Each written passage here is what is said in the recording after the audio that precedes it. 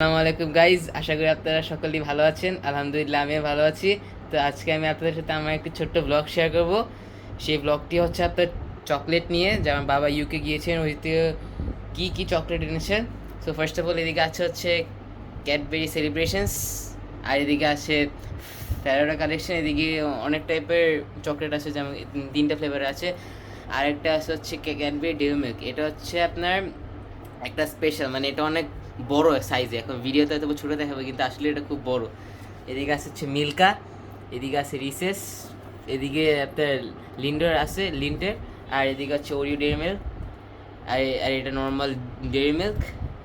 এটা হচ্ছে আপনার এটার মিডিয়াম সাইজটা।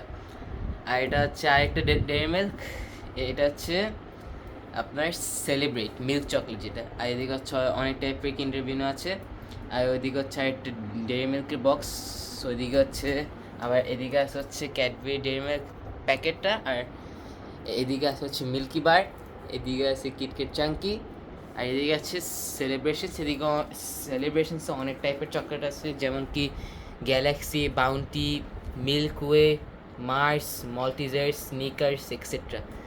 আর এদিকে আরেকটা কিন্ডার সারপ্রাইজ ছোটো দেখি, মনে রাখুন এই যে হ্যাঁ।